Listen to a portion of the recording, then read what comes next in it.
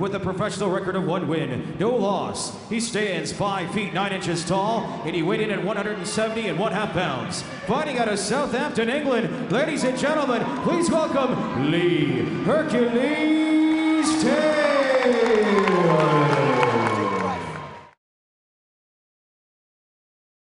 Well, I started out playing rugby from the age of about 10, joined the army at 17, so I've always been quite physical.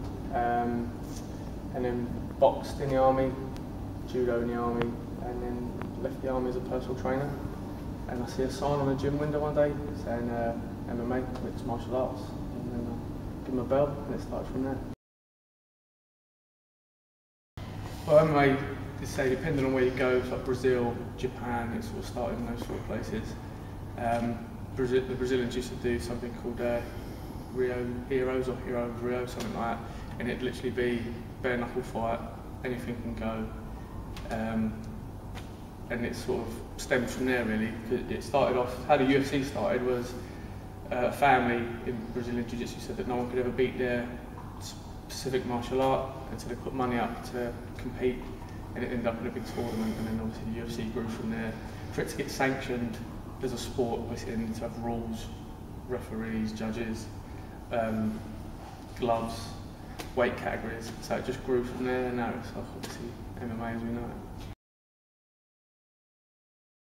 You've got your weight categories, you've also got your different promotions, so the rank structure works. If you fight for them, you start off at the bottom, you win, you move up a bit of a rank. Depending on what promotion you're part of, depends on what fights you get. I just like competing. Everything I've done is quite a physical sport, say rugby, boxing, and I just like competing in that sort of field, like competitively. It varies. I can sort of have fights every 4 weeks, depending on what I've got planned. It's normally every couple of months, and I'll train a couple of times a day, maybe 3 times a day. It'll be like morning run, strength and conditioning, and then like technique or like a sparring session in the evening. Probably when I fought a guy called Kenny Morstan from the ZT Fight School in Brighton. He still is a good fighter, still fights now.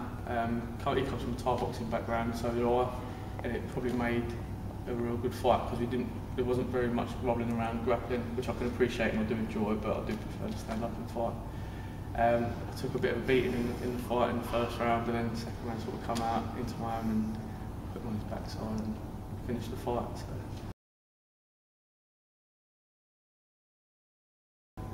The training side I find not easy, but I enjoy the training side. I don't mind how hard it gets, it's more the dieting I don't like. Say like a normal breakfast for me would be a protein shake and some oats, and then I'll have a bit of chicken for a snack, and then it'll be like chicken and broccoli or chicken and rice for lunch. And it might be a protein shake again in the afternoon, and then it'll be chicken and rice or chicken and broccoli again in the evening, so it's pretty boring.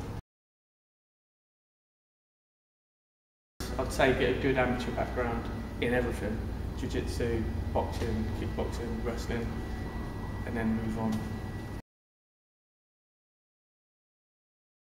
Hard work is one of them, and it is a little bit of knowing the right people, and luck. I was lucky enough, say I was a late call out for Bama, so I pulled out 2 weeks before a fight, and I'd literally just finished the fight, so I was fit, strong, and fight ready, and it was the same sort of thing. It's not what you know, it's who you know.